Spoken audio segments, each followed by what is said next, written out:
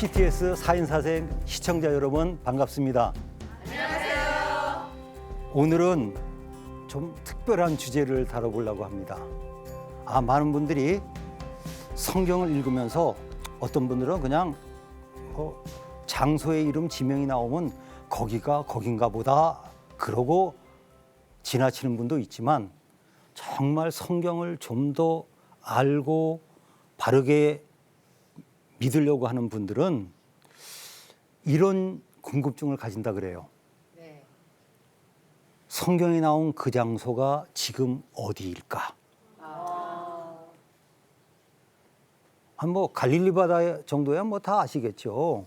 네. 뭐 예루살렘이야 다 알지만 그다음 성경에 수많은 장소들이 있습니다. 그런데 많은 사람들이 무조건 믿기도 하지만 의심하는 게 아니고 확인하려고 왜 거기가 그 장소인가요? 이렇게 얘기를 하고 물어봅니다.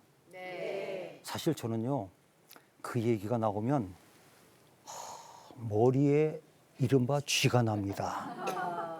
왜냐하면 저는 그것 때문에 고생을 많이 했고 제가 그것 때문에 발굴까지 하게 되었습니다. 네.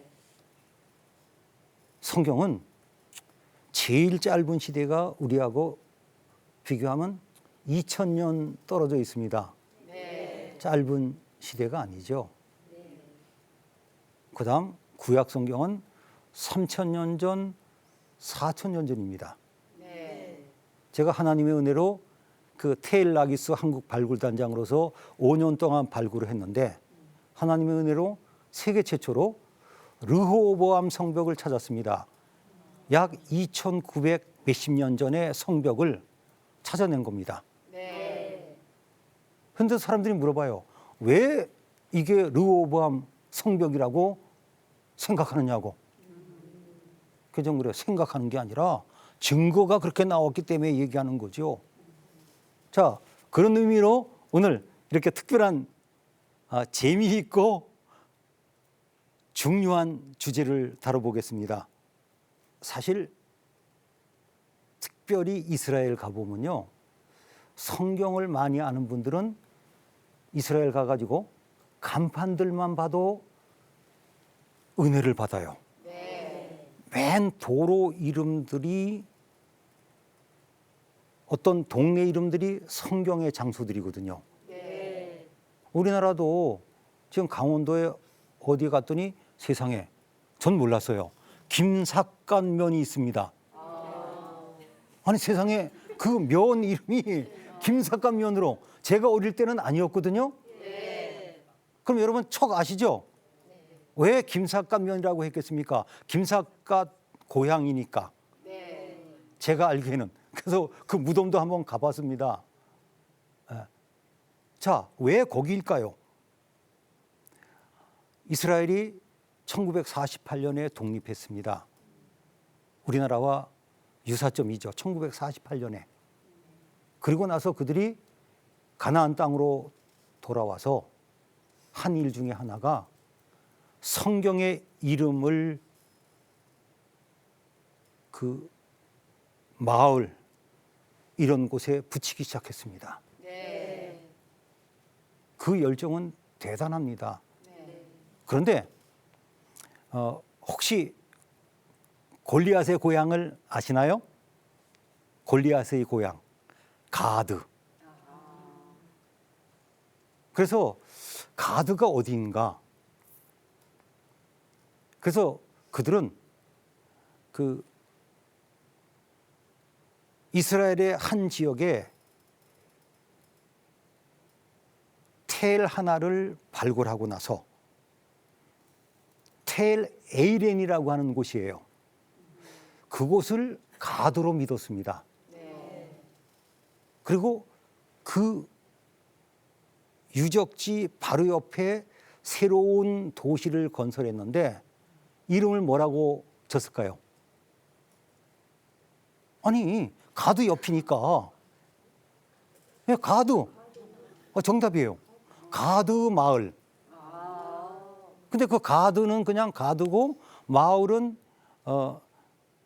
키리앗이라고 하는 단어를 씁니다. 그래서 키리앗 가드, 가드 마을이에요. 네.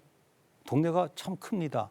우리 발굴하던 현장 바로 옆 큰 도실에서 가끔 그 식사할 때 마땅치가 않으면 그 도시에 들어가서 햄버거 집에 가서 그 점심 먹은 적도 있어요. 네. 바로 옆이니까. 그런데 이럴 수가. 그 당시는 그 유적지가 가드인 줄 믿었는데 그 뒤에 고고학자들이 연구를 해본 결과 그곳에서 북동쪽으로 13km 떨어진 곳에 텔 자핏이라고 하는 곳이 있는데 훨씬 더 커요. 거기가 가드로 확정되었습니다. 정말 요즘 말로 헐이네요.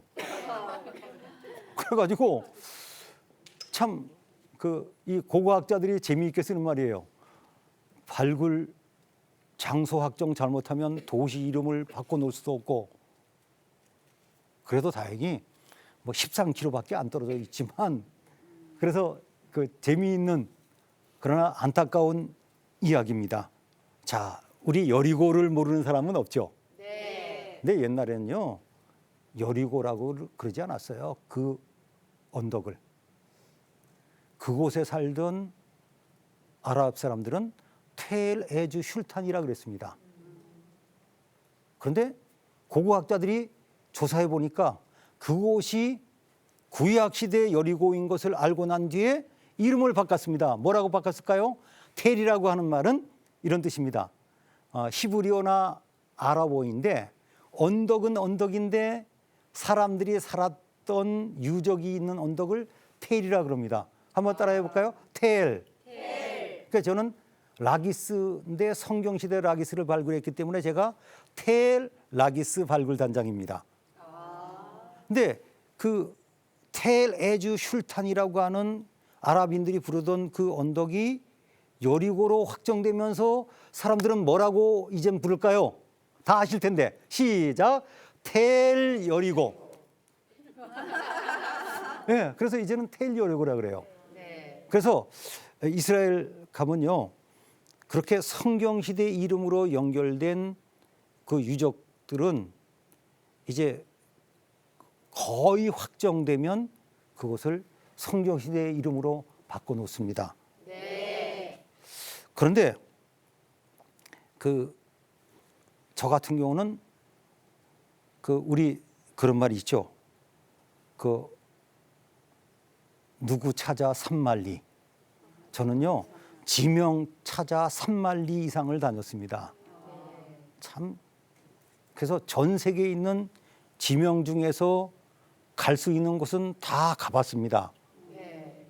어떤 곳은요, 어딘지 몰라가지고 반나절씩 4번 만에 찾아낸 곳도 있습니다. 그래서 제가 나는 이 고생을 했지만 내 뒤에 오는 분들은 이런 고생을 시켜서는 안 되자. 이건 정말 장소 찾아서 헤매는 건 낭비예요. 네. 국력 낭비가 아니라 이건 신앙적인 인생의 낭비예요. 그래서 제가 GPS 좌표로 다 소개해 놨습니다. 그러니까 요즘은 간단해요. 그냥 좌표 갖고 누르면 스마트폰으로 됩니다.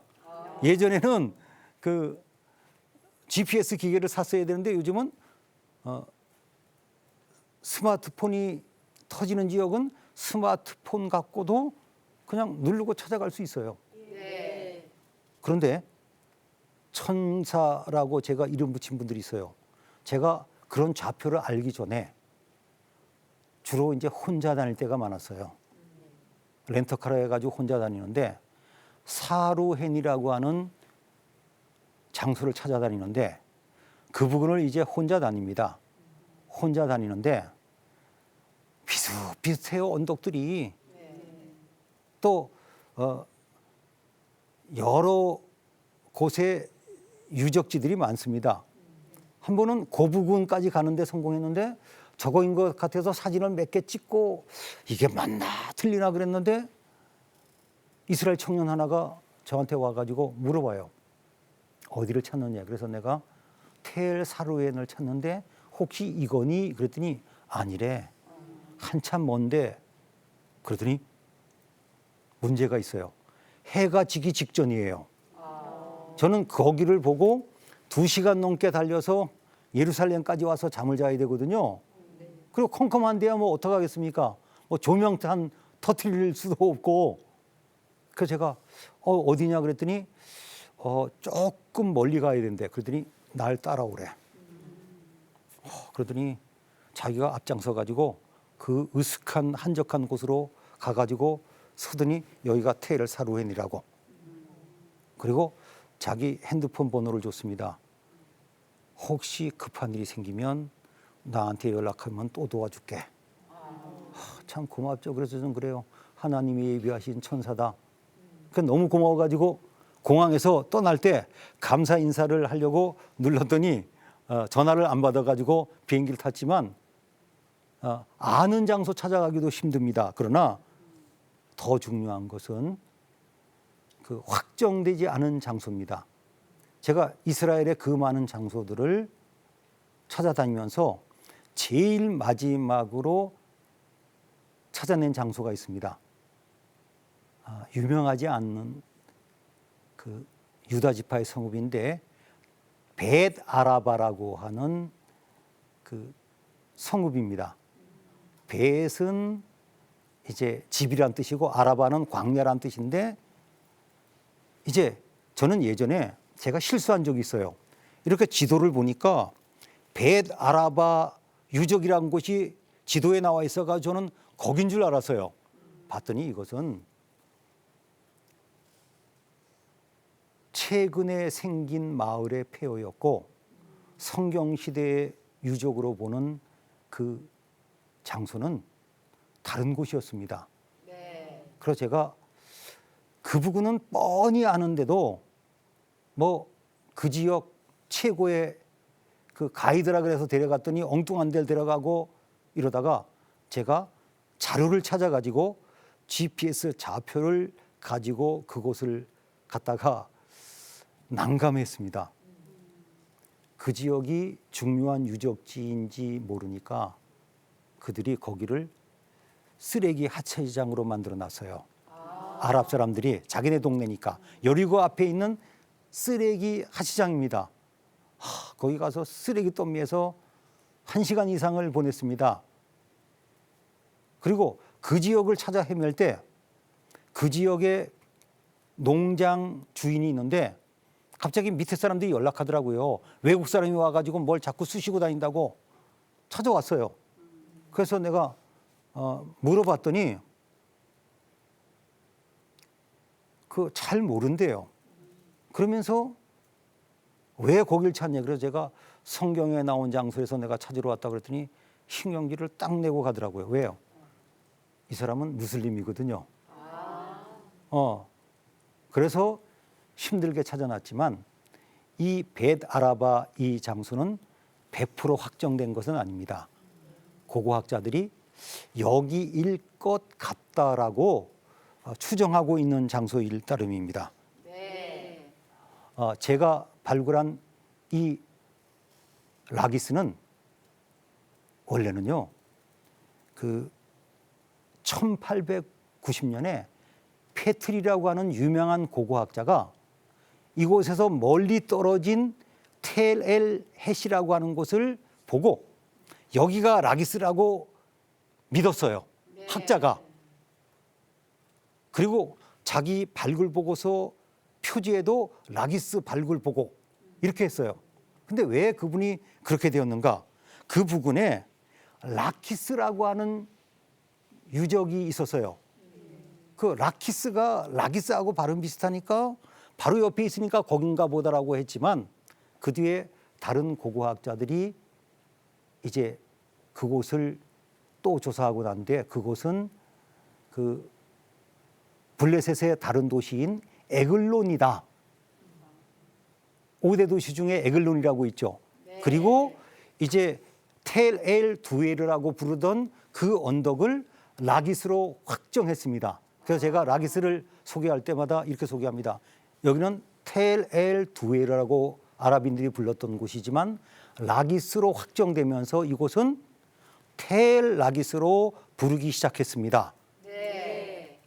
그래서 이 고고학자들이 하는 가장 큰 공헌이요, 어느 장소를 확정하는 겁니다. 저와 같이 라기스를 발굴했던 이스라엘의 세계적인 고고학자가 있습니다. 요셉 가르핑클 교수라고 하는 히브리대 고고학과 교수입니다. 이분은 원래 성경 시대를 발굴하던 분이 아닌데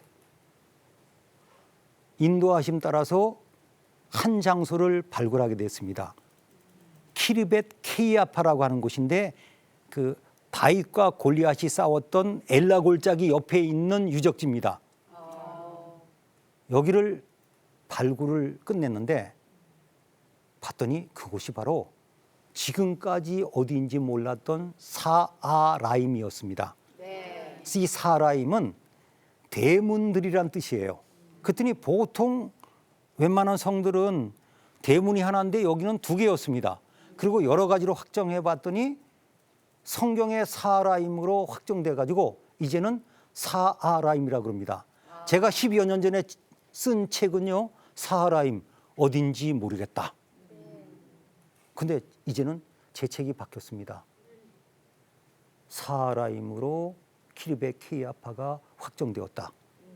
그리고 그 키르벳 케이아파를 사아라임으로 확정시킨 그 발굴팀 대부분이 라기스로 옮겨서 발굴을 시작하면서 제가 같이 발굴을 하게 되었습니다.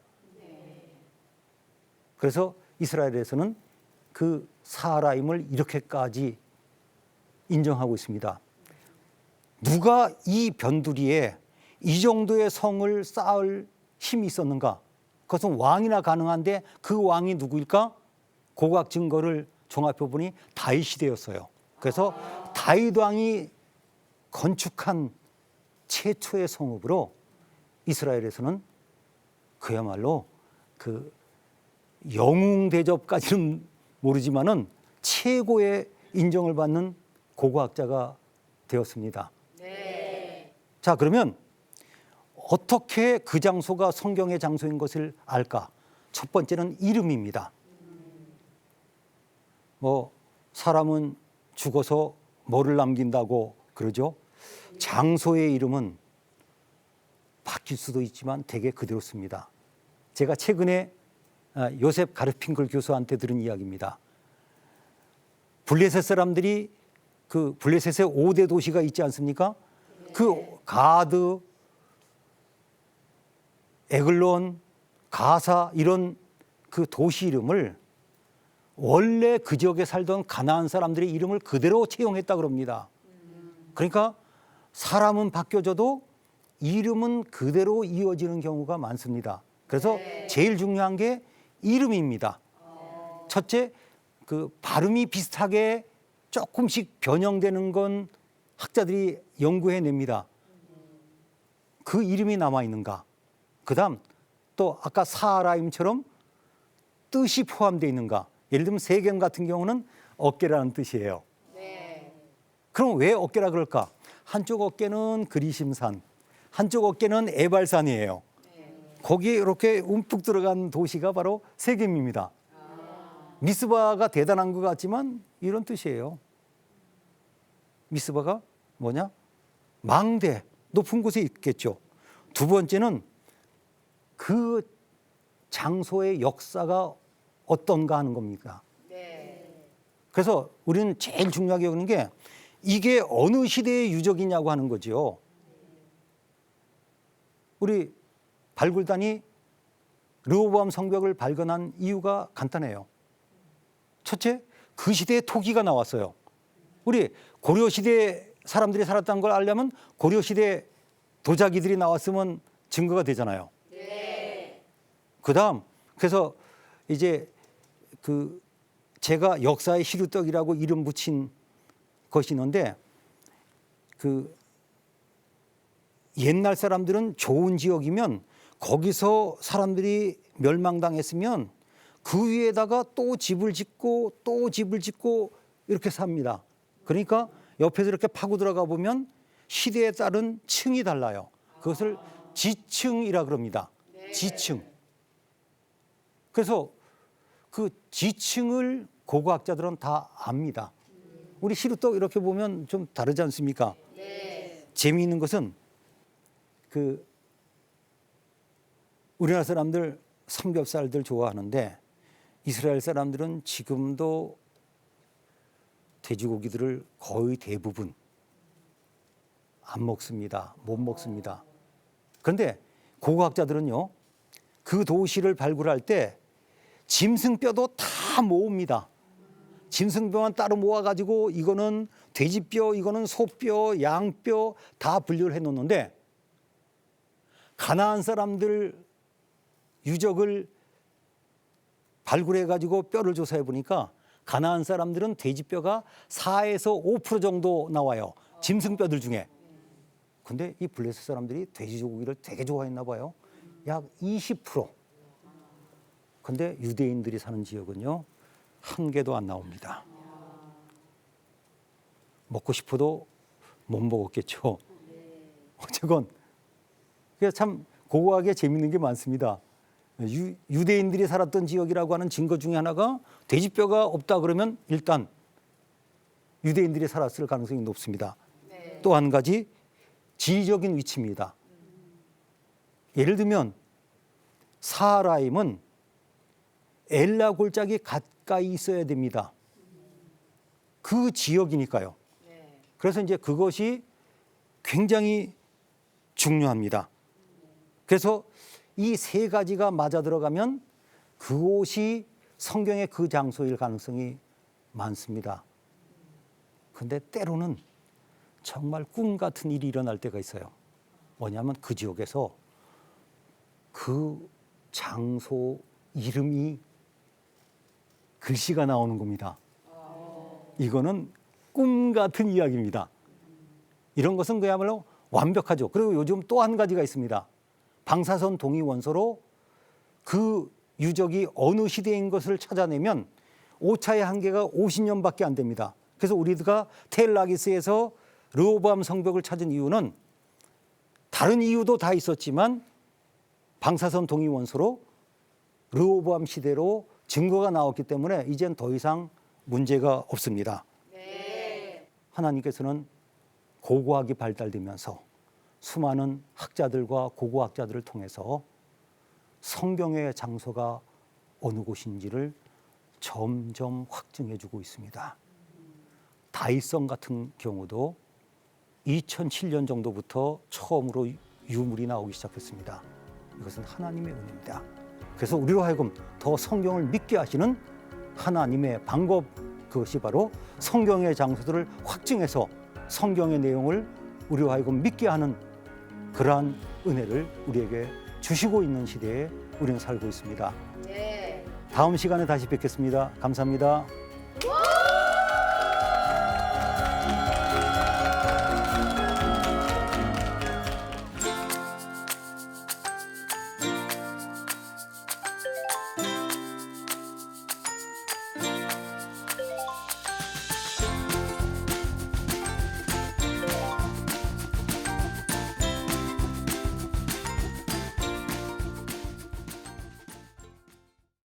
이 프로그램은 CTS 방송가족의 사랑과 후원으로 제작되었습니다. 후원전화 02-6333-1003번, ARS 060-808-1004번으로 전화주세요.